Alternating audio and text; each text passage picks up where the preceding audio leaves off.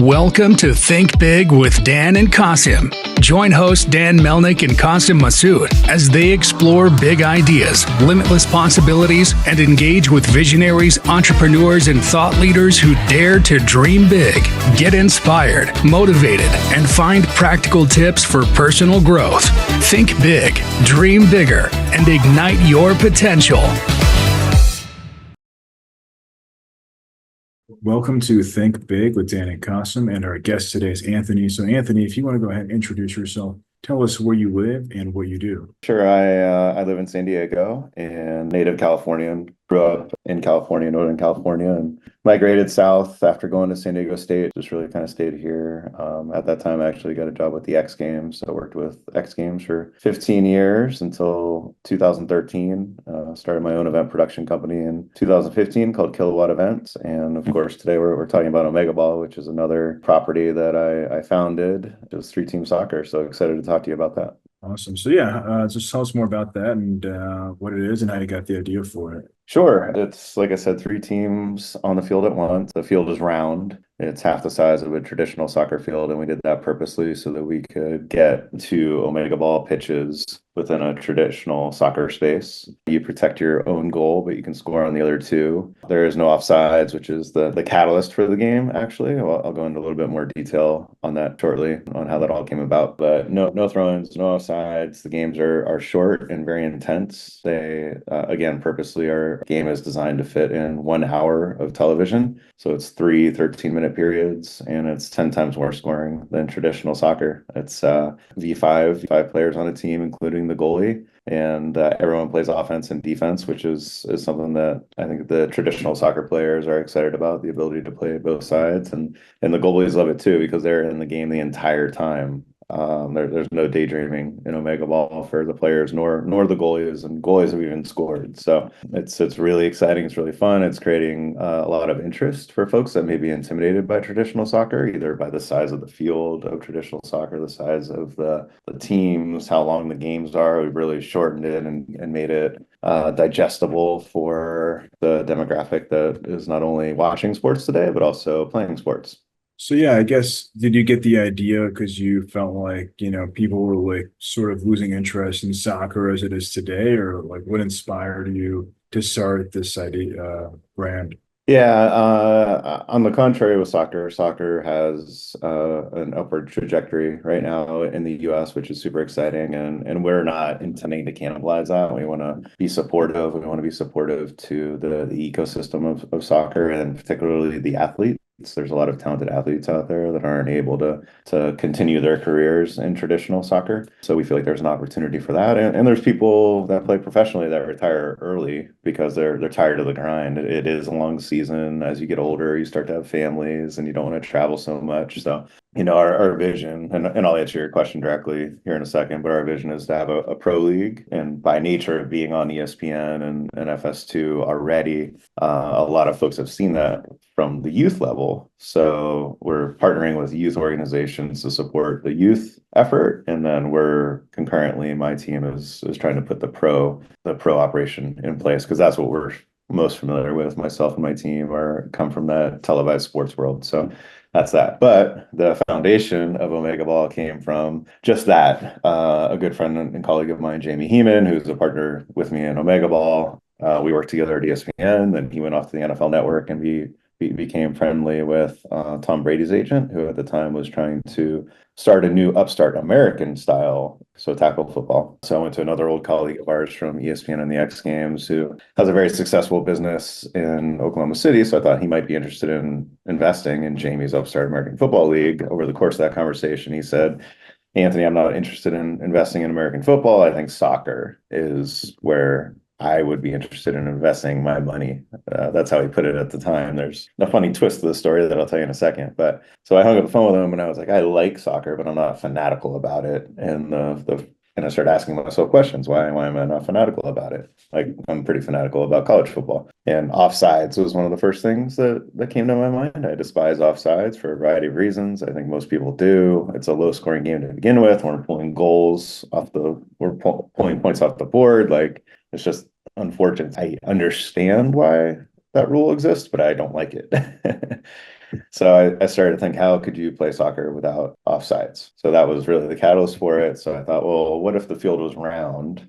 Would that remove the linear nature of the sport and therefore, almost in my own naivete, get rid of the need for the offsides rule? So I drew a field in the round and put a goal at the top and a goal at the bottom, but it didn't really change the flow. It was still north-south, even with the curved sidelines. So it wasn't solving the problem. So as I continued to look at it, I was like, well, what if you added a third goal? That would create the circular flow that I was trying to develop. Can't do that in baseball, can't do that in American football, can't do that in hockey. You actually could do that in soccer. Turns out there's actually soccer. The more I've gotten in tune with the soccer industry and the sport since I've developed this, there are drills for decades where soccer teams have practiced with this fashion, not in a circle and not necessarily no throw-ins and things of that nature, but there was a drill and still is a drill that holds three teams. So and then going back to Bob, who I was having this conversation with in Oklahoma City. Turns out he, at the time, owned a USL team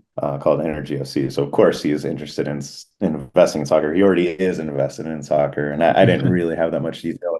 I knew he had a well-off family business. I knew he owned a minor league hockey team. I didn't know about the USL team. So anyhow, I called him back 2 weeks later and said, hey, Bob, I've been thinking about this after we spoke. And he and I are good friends. What do you think about this? And he thought I was a little crazy. And knowing that I already have another successful event business and some other things, he's like, what are you doing? And I kept giving him more and more data as to why I thought it was potentially a really interesting business and property and something that would be exciting. He's like, fine. Come down to Oklahoma City, use my team, use my facility. And I think this might be where most entrepreneurs might hit the wall. Like, got a pretty good idea. People are excited about it, but how do you actually test it out? Right. I had this friend and it was during COVID, so they weren't even playing. So all that timing was quite lucky. Where I was like the only person on the plane going to Oklahoma City at the time. Landed, got to the field. It was already painted. The players were out there, coaches were out there. We did a 5-minute orientation because the transfer of knowledge between soccer and Omega Ball, it's really all the same rules. It's just you're manipulating the guardrails of it. So 5-minute orientation, the guys hit the field, guys that have been playing soccer for decades, guys that were professional soccer athletes, and they had a hoot. Like, they really had a good time with it. So that was in 2020. And then 2022, we aired on FS2, and it's kind of been off to the races since then. We still have not gotten a major investment, which is something that we're looking for. But other than that, we've aired, I don't know, probably 120 times between original airings and re-airs on FS2 and ESPN2. Amazing. So in terms of the current state, like, are the games mostly in San Diego? Or are they nationwide? What does that look like? Yeah, so we do 2 to 3 tournaments or showcase games a year presently. We're really trying to up that and have a cohesive tour in 2025 where we'll name all the cities later this year and hit them all. Our first event was in Irvine. Then we've been in South Carolina quite a few times, and we've also been in LA. So South Carolina is part of ESPN2's Ocho Day. So we just did an event last Friday in South Awesome. Carolina. But I guess I'm still curious, right? Because like you do have a lot of these like emerging sports. You have pickleball, you have other sports, that are new. So how do you really like obviously like so you mentioned, right, that it's people who enjoy soccer, but also like you're sort of competing with soccer in a sense, but you're not. Like, I guess like what does that look like, especially for like a younger, generation audience? Like, how do you are they also soccer fans and fans of Omega Ball? Or are they not? Like, yeah, I guess I'm just curious about that. Yeah, it's a great question. So as it relates to emerging sports, the one thing that we feel that we've really got cooking for us is that it's digestible as a player and it's digestible to watch. Like, pickleball is fun to play, but it's not fun to watch. I think we can all True. admit that. Correct. Slam ball, which is another sport that's emerging, just to give the opposite comparison, is fun to watch, but almost impossible to play because if I'm sure not everyone listening knows what slam ball is, but it's essentially basketball with trampolines in the court. So where is someone going to go play that? So we really feel like we've attacked the entire vertical and we kept the barrier to entry very easy purposely. The only thing you really need is a third goal. the field's in a circle, pretty easy to paint. Channel has directions on how to paint fields, and all the rule books and everything are on YouTube and on our website. So easy barrier to entry, doesn't cost a lot of money. Like lacrosse and American football are pretty expensive, and hockey, ice hockey, are pretty expensive to get into. So Right. we're cheap, we're easy and fun to play.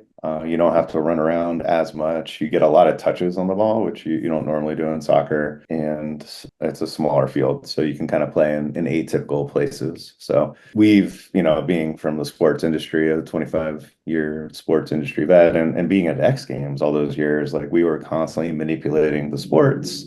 I think it was probably 10 years ago, there was only one sport in X Games 20, Right. whatever it was at the time, that was in X Games 1. All of those sports that almost changed out with the taste of the American public at the time, or worldwide public. And speaking of worldwide, we're being played in Spain, Uruguay, Canada. Mexico is going to do some games later this year. So internationally, we've kind of grown pretty quickly. And again, we're partnering with local organizations that already do recreational or competitive matches in those countries, similar to what we're doing in the US. We partner with organizations that are already in the business. But to your point, the traditionalist, right, who is likely going to question this and say, what are you doing to the beautiful game?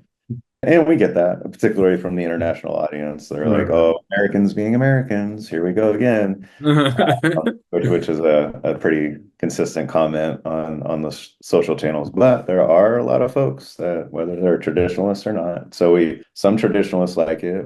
We've got a great ambassador in Paul Caligiuri, who was on the U.S. men's national team for over a decade. He's really a fan of what we're doing. Obviously a traditionalist, and some of these really traditionally rich soccer, or we should call it football when we're talking internationally, nations have adopted it. And there's always going to be haters of anything that's new, but surprisingly, both soccer fans and people that are new to Omega Ball after they've been dodging soccer all these years, both seem to like it. Yeah, so I guess like at a high level, obviously you have like the youth, young players, which makes total sense. But in terms of like at a professional level, right? Like who are you seeing? Is it mostly, because like you mentioned a few different categories, is it mostly just like college soccer players who weren't good enough to play pro, or former pro players, or even, players from like other sports that are kind of wanting to get into soccer now? Like, what are you kind of seeing in terms of like the folks that are actually playing in these tournaments, like at a high level? Yeah, you called it out right there. It's definitely ex like D1 athletes, couple D2. We've had ex MLS players, and USL players, so ex pro players, ex national team players from other countries, particularly on the women's side, because we are actually supporting women and men equally in pretty much everything we do. We've got equal prize money for the tournaments. We've got equal opportunity for men and women to play, and of course boys and girls. So it's really a mix of all those folks that are interested in it. And the other thing I learned with USL, like I said, I think ultimately as we gain more traction, we're more consistent with consistent coaches, consistent players, consistent locations, which we're trying to achieve. Those folks retiring, or those athletes retiring out of professional soccer a little early because they are tired of that grind, would come play Omega Ball, because we'll be much more regionalized, shorter games, not as much running. So I think that'll be appealing to them eventually too. Hey y'all, it's Dan Melnick, the CEO of Zing, and I wanted to share a special offer for all of our listeners. Right now, if you need software development services, we'll give you 2 weeks of a free trial. Do you need to update your website? Do you want to build a mobile app? Do you want to update something that you've been working on for a long time? We've worked in a high-level technologies like AI, machine learning, blockchain. So shoot me a text, 817-874-2208. Thank you. For sure. So in terms of like, raising money, like you mentioned that's been a big challenge. Is your vision to kind of individually sell teams, like to have like regional teams, or I guess or just have like a traveling tournament? What do you envision, I guess, like the next like couple of years going forward? Sure, it's a great question, and we're certainly taking a look at what PLL did, the Premier Lacrosse League. So what they did is what you described. They did a tour for a few years, and then in the cities that they felt like they had the most traction in, that now they've got actual teams in those cities playing, and that's very likely the same model that we'll take. And hopefully we've got teams in cities in the next 3 or 4 years is kind of what we're hoping to achieve. We get emails every day from whether people want to play it. We even get people that want to ref it. And I'm like, well, that's also a pretty good testament. We have people that want to ref our sport. I don't know how many other sports get that. Right, that's cool. But to that point, even franchises for cities, like the guy in Maine reached out, a guy in Michigan, Arizona, like they're like, we want first right of refusal to have a team be the team owner in these cities, and we're trying to position ourselves, since the investment strategy doesn't seem to be directly working, that maybe we will sell those franchises now. And that ultimately becomes the investment. Where are you guys seeing traction? I was curious because, like, I know obviously San Diego, you started in California. Like, where else have you been? And like, where people are like super excited about the sport? Yeah, it's actually in the very soccer rich regions that we see a lot of interest with Texas, Florida, the Great Lakes area. We've got a great relationship with an organization up there. We just did that event in South Carolina, and some folks from Charlotte came down to see it, and they're super interested. They have 12,000 players in their network, and they're going to introduce it there. Arizona is going to be a hotspot for us. So and these are all areas that already have a lot of soccer players playing. And, the soccer season ends, and a lot of these players play futsal and some other sports that are in the soccer ecosystem, if you will. We feel like we would fit in there directly. I think futsal, from what I've seen, players play for a few years and they get a little burnt out on it. But again, if you live in the north part of the country, it's perfect in the winter because it's really an indoor sport. But we feel like this can stand on its own, and we fully expect it to. 100%. Yeah, I mean, I'll tell you firsthand. I mean, living in Austin, I mean, Austin FC, I think, is like the longest streak of sellouts. Like, I mean, soccer here is booming. And I was living in Dallas before. I mean, yeah, across Texas, people in Houston, people love soccer. So, what would you say is the one biggest piece of advice that you wish you knew before you started Omega Ball? Well, I've had some entrepreneurial efforts previously, so that's certainly helped. But I think the timeline, the having patience through the timeline and the story arc of whatever you're presenting. Like if you develop a product, you can kind of take it to market kind of quickly, arguably, and relatively. The time that it's taking to get where we want to go, and the ability to prove that we're real, not just a flash in the pan, not some neophytes out there just trying to get rich quick. Like there's so many guardrails to investing, and I see investment coming into pickleball and some of these other sports, and it's a little frustrating to me because I think we've got some benefits, like I outlined, that we're more fun to watch and things of that nature, but just understanding how much time and runway it takes to create something new and get it out into the landscape deep enough where people are willing to invest in it. But I take a lot of solace in knowing, like, George Lucas, when he did Star Wars, like, he was laughed out of the room. Like, everyone except him and maybe one of the producers, that whole thing was going to fail miserably. And meanwhile, it's the most popular movie of all time, arguably. And there's so many stories like that out there. 100%. That it's so great to know, and especially in the information age, like whether you listen to podcasts or otherwise, and keep hearing these stories, that definitely keeps me going. So am I crazy? No one wants to invest in this? And it takes time. And I was just also curious, like, do you feel like starting during COVID like helped or hurt kind of your current trajectory? That's a great question. If you put a gun to my head, I'd have to say it helped, because it gave me the initial opportunity to do this with the USL team. I don't know if I would have been able to do that because they would have been busy doing other things. But yeah, I don't know. Gosh. Yeah, but it probably helped and hurt. It helped. You can kind of like, prove the concept. I mean, it slowed the trajectory of like people like coming to events, and now you're like, 2 years in, like after the pandemic, and building this, momentum. But it's, obviously, like, it's very exciting. So if we're going to have this conversation again in 1 year from now, where do you see things going for Omega Ball? Yeah, I mean, we've tried to push out this tour for the last, certainly this year, maybe somewhat last year. So I fully expect that arguably in the third year, we're gonna be able to pull this off. We do have increased interest. We are having conversations with actual production companies that want to partner with us that will help us not only do, because I'd say I'm in televised sports, but I'm on the event side. I always planned all the events. So having a production company that will film it the right way and coming with that horsepower on that end, because it is a little tricky to shoot from a TV perspective. So developing those partnerships and getting an investment on board, I think will really be able to catapult us into having a 4-stop tour next year.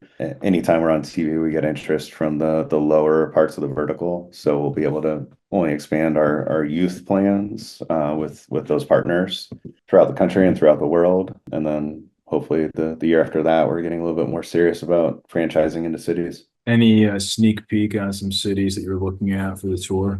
Yeah, so the Phoenix area, the kind of the Tri-City area of Arizona, I think we'll always try to do the finale in San Diego, but also Cleveland, the Charlotte area, and some opportunities within Florida and Texas as well. Yeah, So you could kind of those hot spots You I got to outlined come here to earlier. Texas, man. We definitely want to see it here. Yeah. So awesome. Well, Anthony, I want to say thank you so much for your time. And like, if somebody watching this wanted to reach out or learn more about Omega Ball, what's the best way for them to get in contact with you or learn more about the sport? Yeah, info@omegaball.com is an email address that is certainly available to everyone, and we're on all the social channels as well. But you can see all the videos on YouTube. We do posts on TikTok and Instagram and Facebook. Obviously, our website has a bunch of information, and then info@omegaball.com. Awesome. Thank you so much. Thanks, Dan.